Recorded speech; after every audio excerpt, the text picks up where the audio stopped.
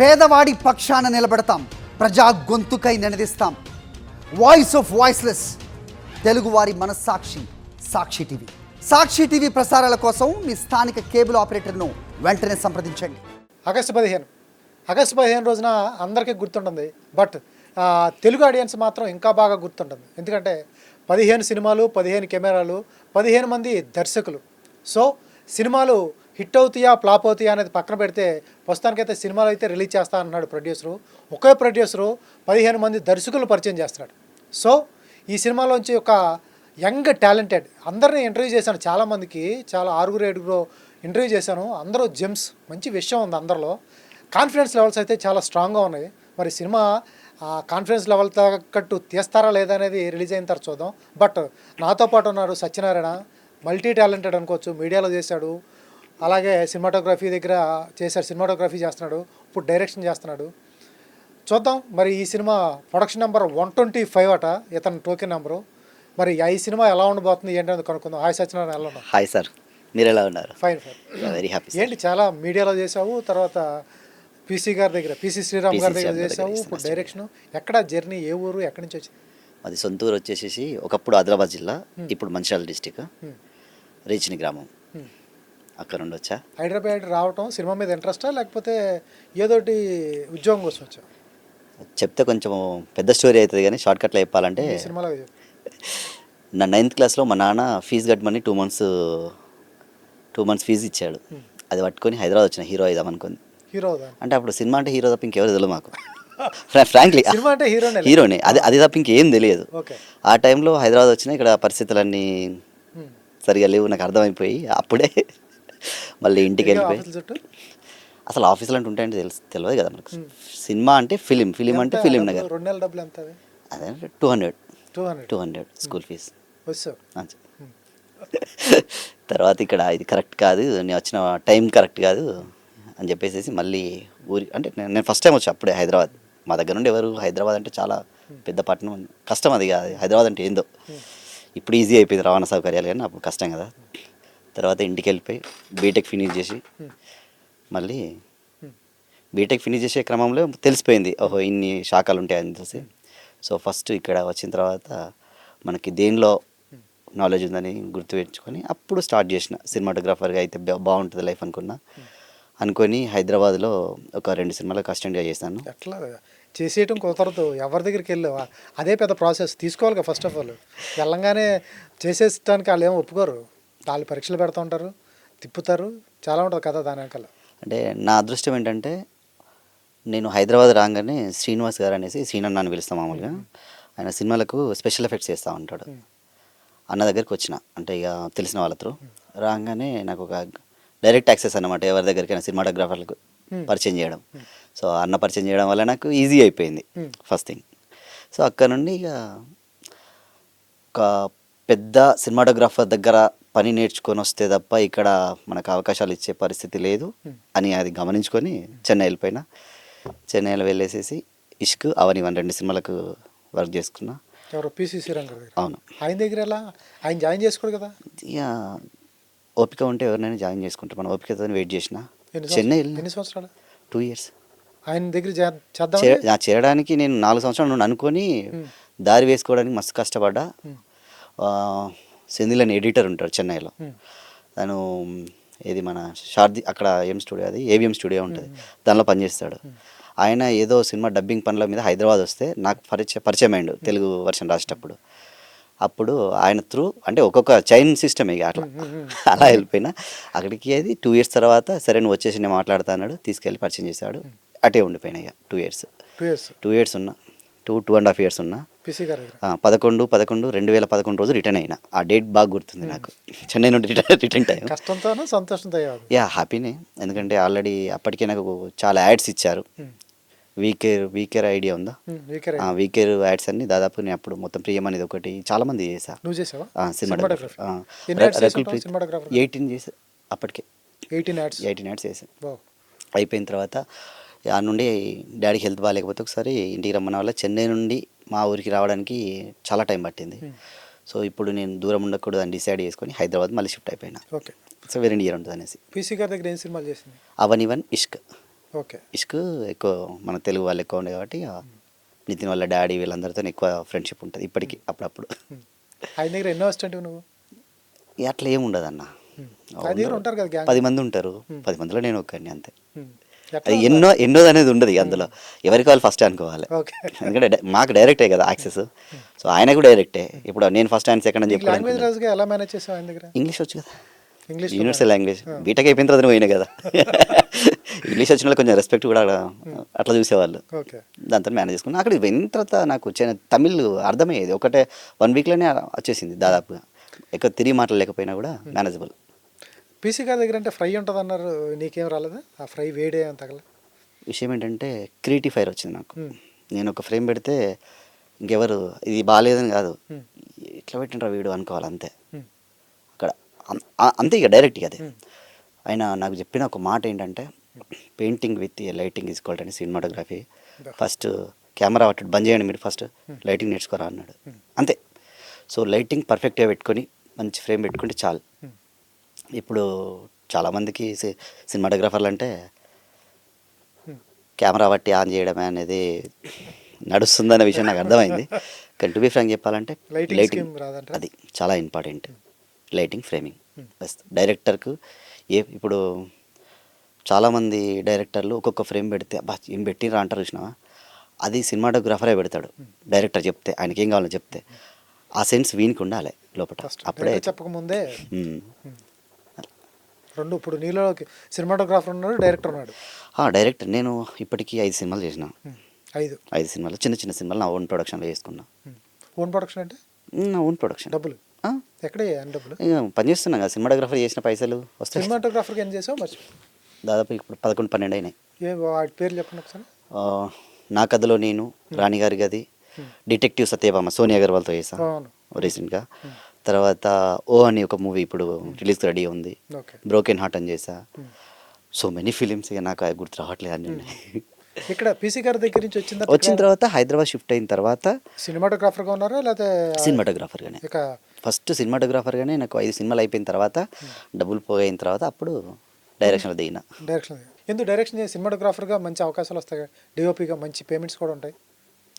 ఫైనల్గా నువ్వేమవుతున్నావు ఏం కావాలంటే ఒక టాప్ పొజిషన్ ఉంటుంది కదా, అది ఇండస్ట్రీలో ఏది? డైరెక్టర్. దానికోసమే ఫ్రాంక్లీ. సో దాంతోపాటు నాకు ఆ మాత్రం క్రియేటివిటీ ఉంది అనేసి నేను నమ్ముతున్నా. రెండోది ఏంటంటే, ఇంతవరకు ప్రతి ఒక్కరు చెప్తారు డైలాగులు ఎట్లా అంటే, నేను ఎవరు తీయని ఒక ఫిలిం తీస్తా అంటారు కదా, ఎవరు తీయని ఫిలిం అంటూ ఉండదు. నీ నాలెడ్జ్ ఫిలిం తీస్తున్నా అని చెప్పాలి ఫ్రాంక్లీ మాట్లాడాలంటే. నేను నా నాలెడ్జ్ ఫిలిం తీస్తా, నాకు ఎంత ఉంటే అంతవరకు. అది మీకు కొత్తగా అనిపించేటట్టు ప్లాన్ చేస్తా 100%. అది ఇప్పుడు ఎన్ని సినిమాలు తీసావు నీ ఓన్ ప్రొడక్షన్? 5. ప్రొడక్షన్ నెంబర్ 6 రిలీజ్కి రెడీ ఉంది. 5 సినిమాలు మీ ఓన్ ప్రొడక్షన్? Own production. డబ్బులు వచ్చినాయి 5 సినిమాలో దేనికైనా? ఒక దానిలో వచ్చింది, ఇంకో దానిలో వస్తుంది. దీని డబ్బులు ఇంకో దాని మీద పెట్టినా, ఇంకో దాని డబ్బులు ఇంకో దాని మీద పెట్టినా. ఫస్ట్ ఒకదానికి నేను కష్టపడ్డా, మిగతాన్ని అవే సంపాదించుకుంటాను. కాదు ఇప్పుడు ఎవరన్నా కథ చెప్తే నీ దగ్గర సినిమాటోగ్రాఫరు ప్లస్ డైరెక్టర్ కాబట్టి ఒకే ఛార్జ్ ఇస్తే సరిపోతుంది నాకు తెలిసి. ఒకే పేమెంట్ ఇస్తే నీకు 2 చేసేస్తావు కాబట్టి. ఎవరైనా ప్రొడ్యూసర్ దొరికితే వాళ్ళ డబ్బుల మీద సినిమా చేయొచ్చు కదా, నీ సొంత డబ్బులు పెట్టలేదు. ఇప్పుడు అదే చేస్తున్నా. ఇప్పుడు ఇది ఓకే. ఇప్పుడు యాక్చువల్లీ ఇప్పుడు తుమ్మలపల్లి రామసత్యనారాయణ గారు నన్ను చూస్ చేసుకోవడానికి ది బెస్ట్ రీజన్ ఏంటో నా సైడ్ నుండి నేను అనుకునేది, నాకు అన్ని పనులు వచ్చు, వీడు అన్నీ చేస్తాడు కాబట్టి కంపల్సరీ బాగా చేస్తాడనే నమ్మకం ఉంది కాబట్టి ఇంకా టెన్షన్ లేకుండా ఇచ్చేసిండు. ఈ రామసత్యనారాయణ గారి సినిమా పక్కన పెట్టండి, ఇది ఎందుకు చేస్తున్నావు ఏంటనేది పక్కన పెడితే, అసలు అంతకుముందు ప్రొడ్యూసర్ పట్టున అతనికి చెప్పి కథ అంతా ఇవన్నీ చెప్పేసి వాళ్ళతో డబ్బులు పెట్టించుకోకుండా నీ డబ్బులు ఎందుకు పెట్టావు అనేది నాకు వస్తుంది. అలా ఆలోచించుకొని ఇండస్ట్రీలో దాదాపు హైదరాబాద్లో 1,00,000 మంది ఉంటారు. నేను అందులో ఉండదలుచుకోలే. నేనేదో చూపించుకోవడానికి సినిమా తీసిన. దాని తర్వాత ఒకదాని తర్వాత ఒకటి ఇప్పటికి తెలిసిపోయింది. ఇప్పుడు ఎవరిని అడిగినా మామూలుగా నా పేరు సత్యనారాయణ అన్న కూడా ఒక నిక్నేమ్తో పిలుస్తారు, అందరు లక్కీ అన్న అని పిలుస్తారు. లక్కీ అంటే తెలియనోడు ఉండడు అనుకో ఇండస్ట్రీలో, అట్లా ఆ పేరు తెచ్చుకున్నా. లక్కీ అంటే వాడు అన్నీ చేస్తారు రా భయ్, వానికి బ్లైండ్గా ఇచ్చేయచ్చు సినిమా, ఆ పేరు తెచ్చుకున్నా. సో ఆ పేరు వచ్చింది కాబట్టి ఇప్పుడు మీరు అన్నట్టు పెద్ద సినిమా చేయడానికి ప్లాన్ చేస్తాను. పెద్ద సినిమా అంటే రామసత్యనారాయణ కదా ఇప్పుడు నేను చేసేది అదే కదా, అందుకే పెద్ద సినిమా చేయడానికి ప్లాన్ చేస్తాను. మీ ప్రొడ్యూసర్ గారు బడ్జెట్ ఎంత ఇస్తారు కదా? ఎవరన్నారు? ఎవరన్నా ఆయనే చెప్పాడు. కథను బట్టి ఇస్తారు, నీ కథకి ఎంత అవసరమో అంత ఇస్తారు. చెప్తున్నా, నేను స్టువర్ట్ పురం అనే సినిమా తీసిన. జస్ట్ 48 అవర్స్లో చేసిన సినిమా. థియేటర్లో రిలీజ్ 150 థియేటర్స్ దాకా పడ్డది. 48 అవర్స్లో 48 అవర్స్లో shoot completed. Shoot complete. Shoot complete. ఎన్ని సీన్లు ఉంటాయి దాంట్లో? 2 గంటల సినిమా, 2 గంటల 5 నిమిషాలు సెన్సార్. అంటే ఒక 72 సీన్లు సినిమా అంటే 72 to 60 60 సీన్లు. 60 సీన్లు 63 ఉన్నాయి దానిలో. ఉమ్, 63 సీన్లను ఉమ్, 2 రోజులలో, అంటే 48 అవర్స్ నాన్ స్టాప్ షూట్. ఉమ్. బ్రేక్స్ అయితే ఉంటాయి కామన్గా, కానీ నాన్ స్టాప్ షూట్ లాగా. తీస్తారా చూడతారా? లేదు, తీస్తాం సార్.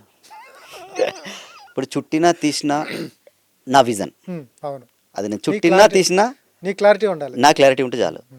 ఇప్పుడు పెయింటింగ్ వచ్చినోడు ఎలాంటి 2 గీతలు గీసినా కూడా అది బ్యూటిఫుల్ పెయింటింగ్ అవుతుంది. అవును. నేను చేసింది అదే కాదు, ఇది నేను అనకూడదు. వాళ్ళకి కాన్ఫిడెన్సా ఓవర్ కాన్ఫిడెన్స్? ఆల్రెడీ ప్రూవ్డ్ కదా. థియేటర్లో రిలీజ్ అయిన సినిమా గురించి ఓవర్ కాన్ఫిడెంట్గా మాట్లాడడానికి ఏం లేదు. ఇప్పుడు ఓవర్ కాన్ఫిడెంట్ చెయ్యబోయే దాని గురించి ఊహించి చెప్పడం వేరు. Already completed. ఇంకా ఇప్పుడు నేను కొత్తగా చెప్పేది ఏం లేదు, జరిగిన విషయాన్ని ఎక్స్ప్లెయిన్ చేస్తున్నా అంతే. సూపర్. ఇప్పుడేంటి ఈ సినిమాని ఎన్ని రోజులు తెస్తావు? 10 రోజులు. 10 రోజులు 10 days టు ఇంకా పెరగొచ్చు కూడా, ఎందుకనంటే వెదర్ కండిషన్ బట్టి. అయితే ఇక్కడ ఒకటి ఆలోచించాలన్నా, అది నేను ఒక టెక్నీషియన్ కాబట్టి 10 days అని చెప్పిన, 10 కాల్ షీట్ అని చెప్పాలి. బయట వాళ్ళకి 30 కాల్ షీట్లు అవుతాయి 10 daysని. నేను దాన్ని ఎలా చేస్తా? 10 daysకి కుదించుకుంటున్నా. కానీ వాళ్ళు చేసే టైమింగ్ నా టైమింగ్ సేమ్ ఉంటుంది. 30 days అంటే 30 days అంటే 30 కాల్ షీట్స్ పడతాయి, కానీ 10 daysలో చేస్తా. అప్పుడు ఏమైపోద్ది అంటే నాకు ప్రొడక్షన్ కాస్ట్ చాలా కుదించబడుతుంది, ఈజీ అయిపోతుంది నాకు. అది అంతా కొత్త వాళ్ళ లేకపోతే ఉంటారన్న అక్కడక్కడ ఉంటారు? అక్కడక్కడ ఉంటారు. కాదు, మీలాంటి టెక్నీషియన్స్ ఏం చేస్తారంటే ఫ్రేమ్ బాగుండాలి, లొకేషన్స్ బాగుండాలి, వీటి మీద ఇంపార్టెన్స్ పెడుతూ స్టోరీ మీద కొంచెం తక్కువ పెడతా ఉంటారు అనేది బయట ఉంటుంది. లేదు, ఉంటుందా స్టోరీ? అసలు ఇప్పుడు వచ్చిన పని గురించి ఎవరు ఆలోచించాల్సిన అవసరం లేదు. ఫ్రాంక్లీ నాకు డిఓపి ది బెస్ట్గా చేస్తాడు, ఆలోచించాల్సిన అవసరం లేదు. డైరెక్షన్ బాగానే చేస్తాడు, ఆలోచించాల్సిన అవసరం లేదు. నేను ఆలోచించేది ఏంటిదంటే ఆడియన్కు ఏం చెప్తే కనెక్ట్ అవుతాడు దాని గురించి ఆలోచించాలి. ఎందుకంటే ఆడియన్ ప్రతి నిమిషం మారుతూ ఉంటాడు మైండ్ సెట్. దాని మీద స్టడీ చేస్తా తప్ప నేను ఇంకా దీని మీద ఇంకా అవసరం లేదు. ఇది ఇన్బుల్డ్గా వచ్చేసింది, ఇక దీని మీద కాన్సన్ట్రేషన్ కదా, దాని గురించి ఆలోచించాను నేను. అక్కడికి వెళ్ళి ఫ్రేమ్ చూసుకోవటం అయిపోతుంది అంతే. చెప్పినా కదా, గీత గీస్తాం, కరెక్ట్ పడుతుంది అంతే. ఏంటంటే మీ సినిమా పేరేంటి? సావాసం. 124 125 ప్రొడక్షన్ నెంబర్? 125. సావాసం. సావాసం ఫ్రెండ్షిప్ మీద ఉంటుందా?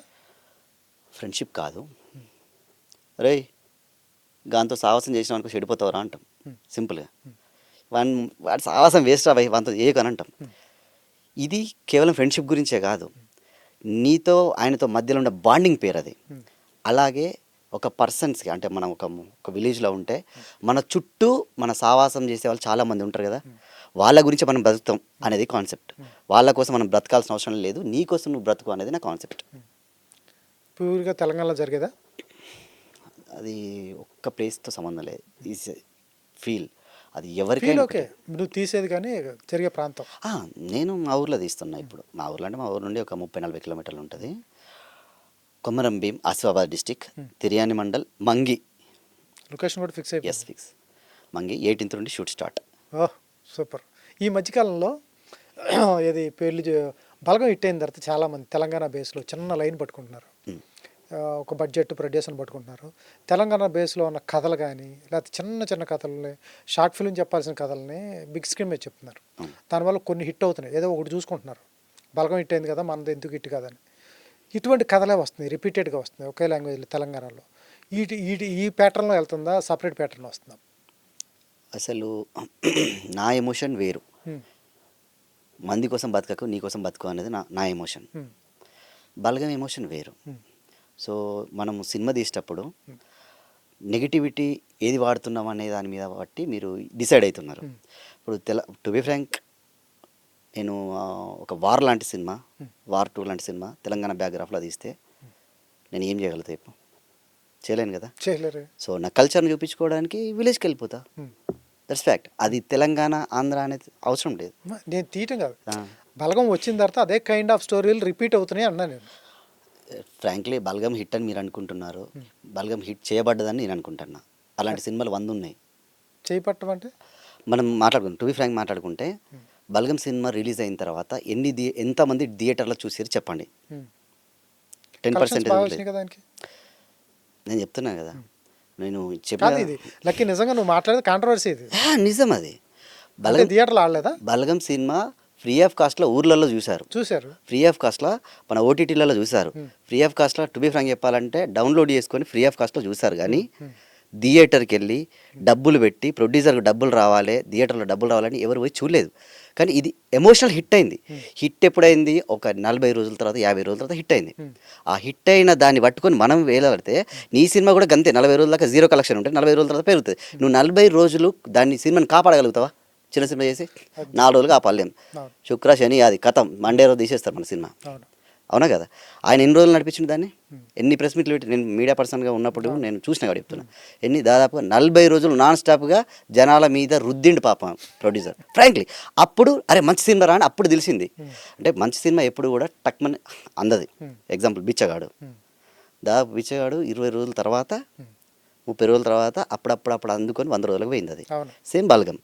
నిజం చెప్పాలంటే వాళ్ళు హిట్ చేయబడ్డదని ఎందుకన్నా చెప్పాలంటే 40 రోజులు వెంటబడి చూడండి రా మంచి సినిమా అని చెప్తే 40 రోజుల తర్వాత కలెక్షన్లకు వచ్చింది, 40 రోజులకు రాలే. అట్లనే చిన్న సినిమాలు ఎప్పుడైనా కూడా చిన్న స్పార్క్ ఉన్నా ఏమున్నా కూడా ఈ ప్రొడ్యూసర్లు అందరు కొత్త వాళ్ళకి చెప్తున్నా, ఒక్క నిమిషం మీరు చేయకండి, మీకు మైండ్లో ఏముంటే చేసుకోండి అంతే. ఇంత క్లారిటీ ఉంది నీకు, బిజినెస్ మీద క్లారిటీ ఉంది, మొత్తం బడ్జెట్ మీద క్లారిటీ ఉంది, సినిమాటోగ్రఫీ మీద ఉంది, డైరెక్షన్ మీద ఉంది, కథల మీద ఉంది. ఇంత తెలిసిన వాడివి, మంచి కథ, నీది ఎందుకు ఆడలేకపోయింది థియేటర్లో? ఆడలేదు. మీరు ఎట్లా అంటారు? 40 రోజులు ప్రమోషన్ చేయలేకపోయినా నేను అంతే. కానీ 3 రోజులకు అయిపోయింది. 3 రోజుల ప్రమోషన్కు డబ్బులు ఉంటే నా సినిమాకు చాలు. నా 3 రోజుల కలెక్షన్ నాకు చాలు. చాలా అంటే ఇప్పుడు నాకు ముందే తెలుసు కాబట్టి నా 3 రోజుల కలెక్షన్ ఎంత వస్తుందో నాకు తెలుసు కాబట్టి అంత చాలు నాకు. దాని మీదే చేసిన సినిమా. బడ్జెట్ నీకు వచ్చేసి అంతే కదా. ఇప్పుడు 40 రోజులు మీరు అంటే 40 రోజుల ప్రమోషన్ అయితే నేను చేయలేను. సరే, సూపర్. ఇప్పుడు ఉన్న టైంలో నీకు తెలుసు, ఇప్పుడు పెద్ద సినిమాల హీరోలు కూడా ఆడని పరిస్థితి. కథ ఏమాత్రం బాగోపోయినా కూడా వీడు రీల్సే చూస్తున్నాడు. థియేటర్లో కూర్చొని అక్కడ స్క్రీన్ ఉన్న ఇక్కడ రీల్స్ చూస్తున్నాడు. వాడిని నిజంగా 2 అవర్స్ థియేటర్లో కూర్చోబెట్టడం, నీ సినిమా చూపించడం అనేది పెద్ద టాస్క్ ఫిల్మ్ మేకర్గా. వాడిని ఎలా కూర్చోబెడతాం? ఎందుకంటే ఏమాత్రం లూజ్ ఫ్రేమ్స్ ఉన్నా, సీన్ నువ్వు ఎంగేజ్ చేయలేకపోయినా, కన్స్ట్రక్టివ్గా నీ స్క్రీన్ ప్లే లేకపోయినా వాడు రీల్స్ చూసే ప్రమాదం ఉంది. వాడు వన్స్ రీల్స్కు చూశాడు, లేకపోతే మెసేజ్ చూశాడు, మధ్యలో ఫోన్ వచ్చి బయటికి వెళ్ళాడంటే నీ సినిమా నుంచి వాడు డిస్కనెక్ట్ అయినట్టు. నువ్వు వాడిని వాళ్ళు కనెక్ట్ చేయటం అంటే సినిమాకి ఎంత టఫ్ యాజ్ ఏ ఫిల్మ్ మేకర్గా? ఫిల్మ్ మేకర్కి అస్సలు టఫ్ కాదండి ఇది. ఎందుకంటే ఫిల్మ్ మేకర్ జాబే అది. మనము ఒక 10 మంది కలిసి ఉన్నప్పుడు ఒక్కొక్క టైంలో ఒక్కొక్క ఎంటర్టైన్మెంట్ ఉంటుండే. ఇప్పుడు మొబైల్ ఎంటర్టైన్మెంట్ వచ్చేసింది ఫ్రాంక్లీ. సో సినిమాలు అనేది దాదాపుగా కిల్లింగ్ పొజిషన్. ఎందుకంటే ఒకప్పుడు వీధి నాటకాల నుండి ఊర్లలో డ్రామాలు చేసేది ఉండి సినిమాలకు వచ్చి ఎంటర్టైన్మెంట్ మారిపోతుంది. సినిమాలకు వెళ్ళి మొబైల్లోకి వచ్చేసింది. అది రీల్స్ ఏదో అంటున్నారు కదా, ఇప్పుడు ఈ జమానా మొత్తం రీల్స్లోకి వెళ్ళిపోయింది. సో ఇలాంటి దానికి వెళ్ళి డైవర్ట్ చేయడం కష్టం. కానీ మనం క్రియేటివ్తోని సినిమాను బాగా చేయగలిగితే, వాడిని ఎంగేజ్ చేయగలిగితే 100 to 100% నీ జాబ్ అదే, చేయాల్సిన బాధ్యత నాదే.